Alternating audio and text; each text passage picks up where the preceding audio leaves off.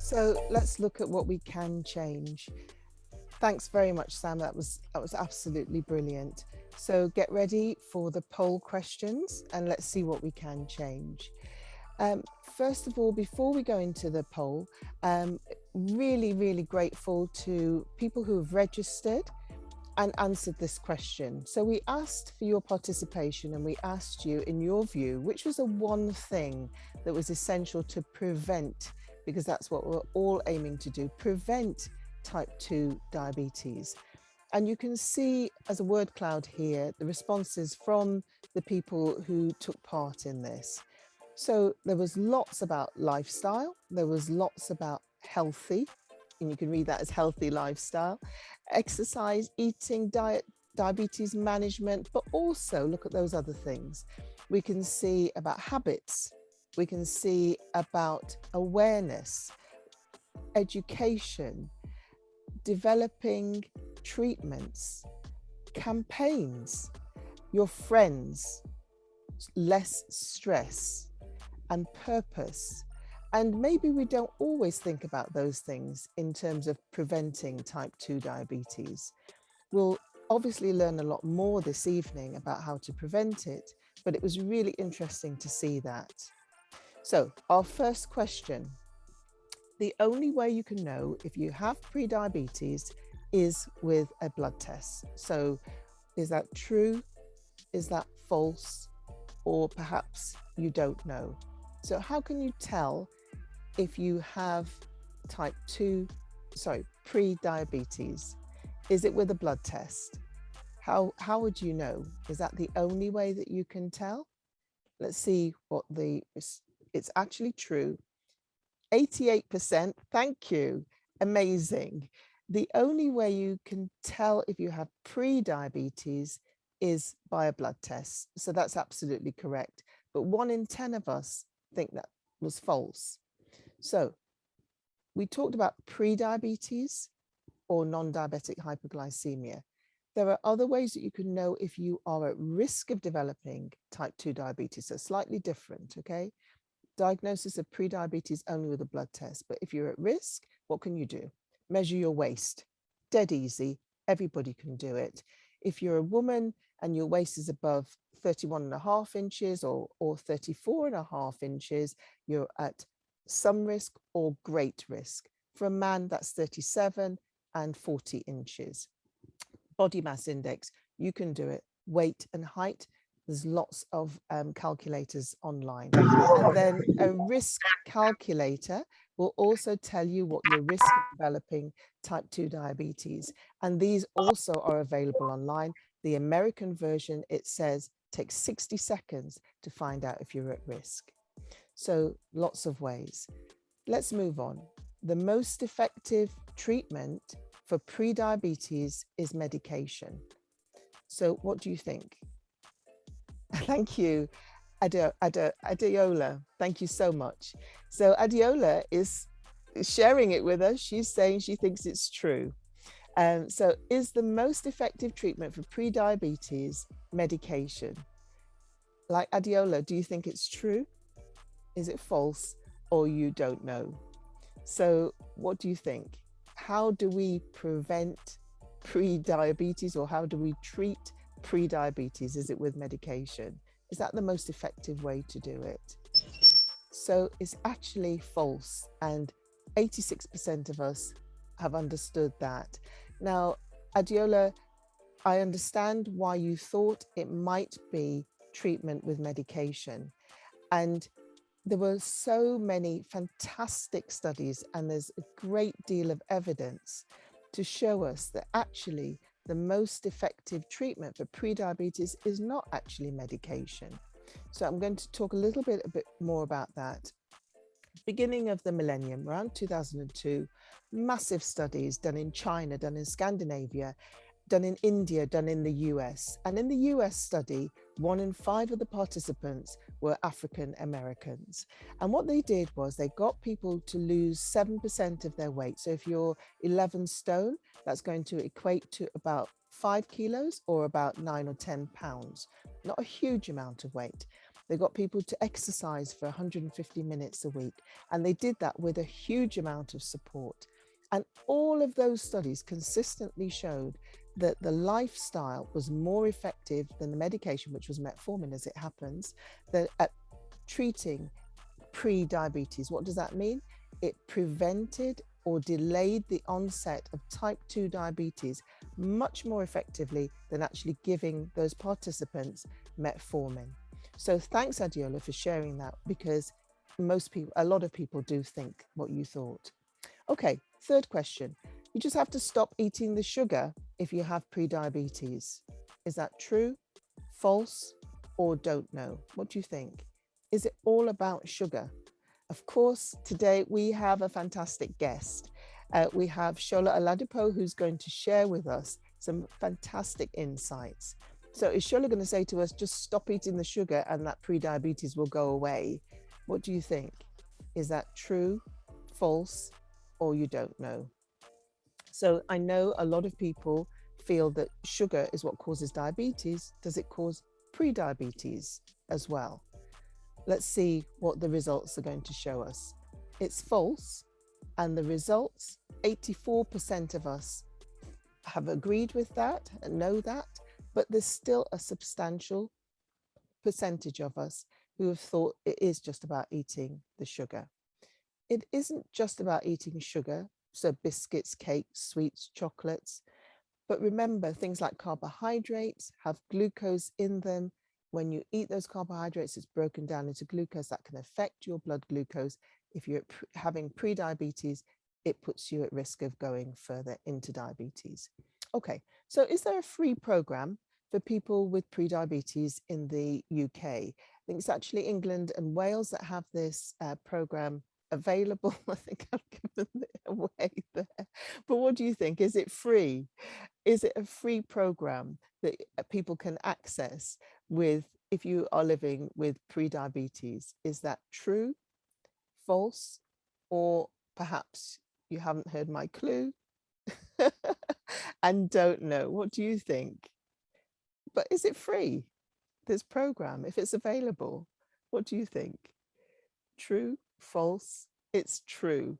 Now, that is amazing, because 1 in 3 of us thought it was, didn't know. Some thought it was false, and 2/3 thought it was true. We are really privileged, actually, to have a National Health Service Diabetes Prevention Program based on those studies that I talked about, those studies from the US, from Scandinavia, from China, from India. It's a 9-month program. You can actually refer yourself to this program if you go and have that blood test and find out if you have pre-diabetes. You're not going to know if you have pre-diabetes. You're not going to be able to prevent progression to type 2 diabetes unless you have the blood test. If you have the blood test and you are told you have pre-diabetes, you can sign up or be signed up for the National Health Service Diabetes Prevention Program. So please go and have the blood test, learn more about this, and share that information, because 1 in 3 of us this evening didn't know about this diabetes prevention program. And Sam is actually going to tell us more. Sam, I'd like you to tell us a little bit now about the things that we can change, because we can't change our age, we can't change our ethnicity or our family history. Family history wasn't relevant to your story, but there is a program called the National Diabetes Prevention Program. And in some of the quiz questions that we've had just now, it's raised some of the things that you can change. And what have you learned so far? Because I understand that you have started this National Diabetes Prevention Program. Could you tell us a bit about that?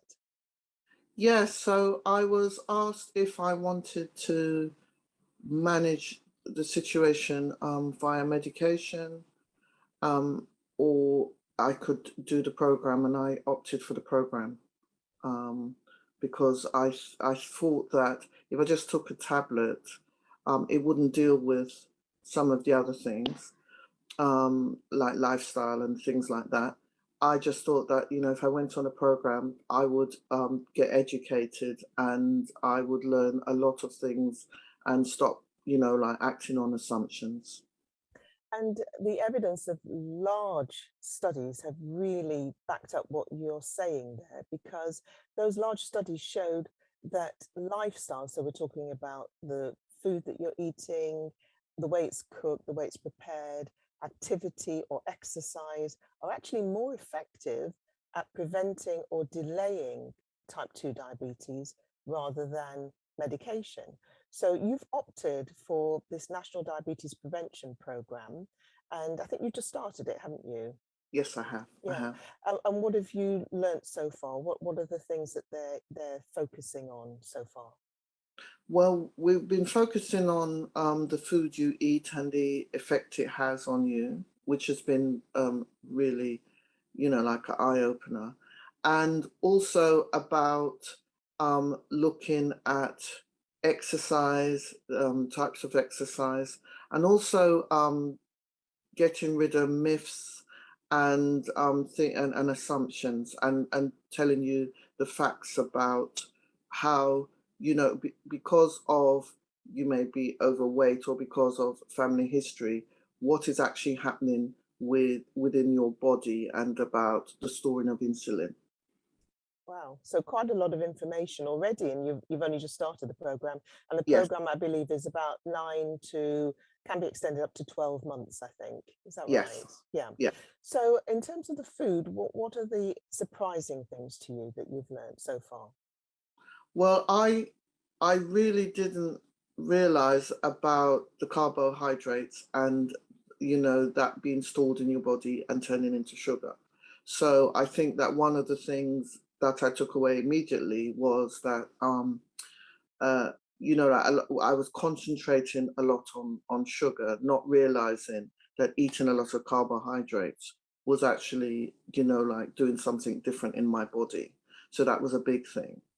So I think you raise a really important point, because as we said in the myths, a lot of people think it's just about the sugar. It's all about the sugar, and the sugar that you can see. So the cakes, the biscuits, the sweets, chocolate, those things. But you've said that already you've learned it's about carbohydrates being broken down into the glucose, and that has an effect on your blood glucose levels.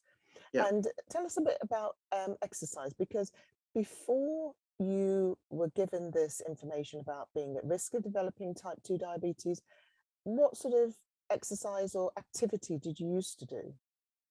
Well, I used to do walking, and one of the things that I realized for me in the program is that I'm trying to lose weight, and if the thing about exercise is you have to try and look at the type of exercise you're doing. So instead of just being a little fit, I actually want to lose weight.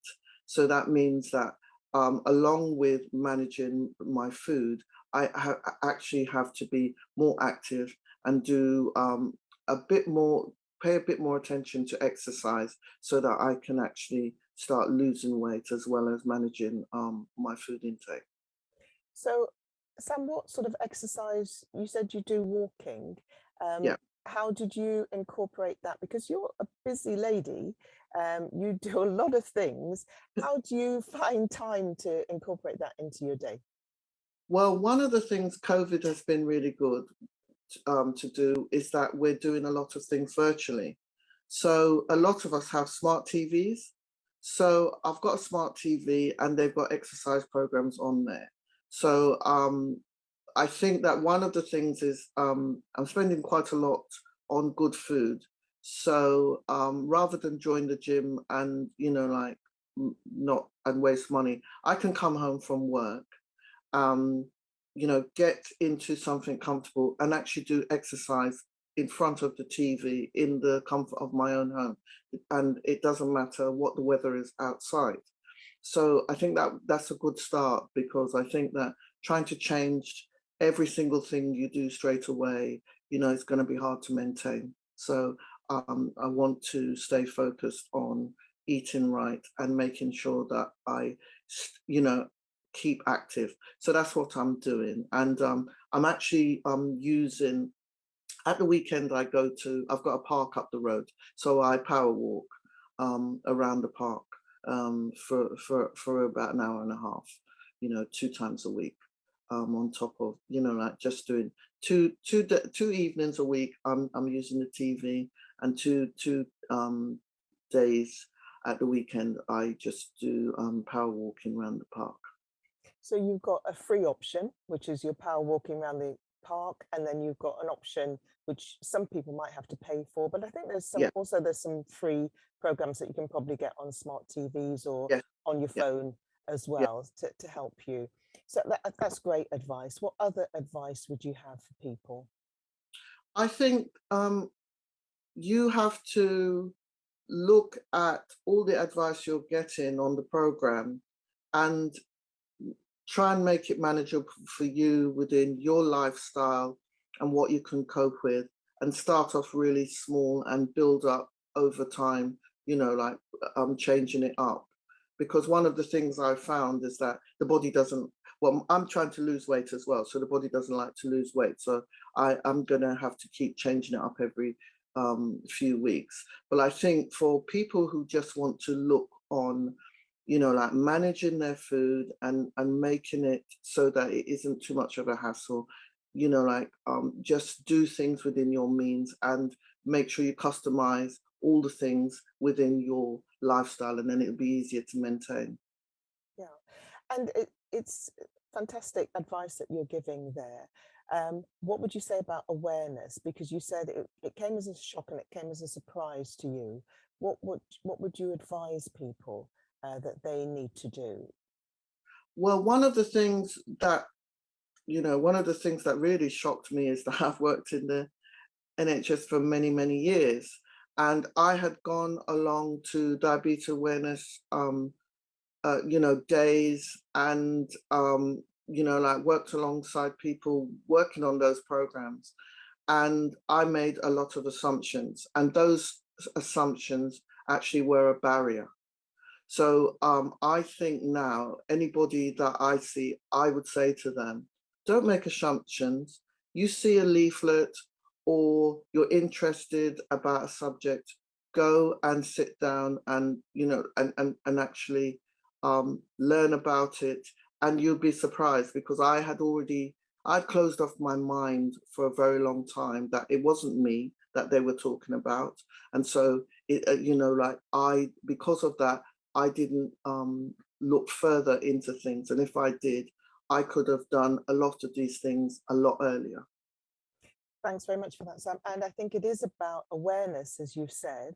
So the knowledge is one aspect of it that can empower you, but the other step is the motivation and also support.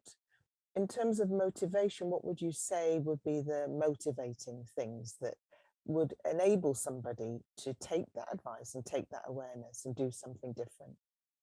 Well, one of the things I think is that, especially in the early stages, um, I don't discuss it with people who I feel may not, support me and take me through.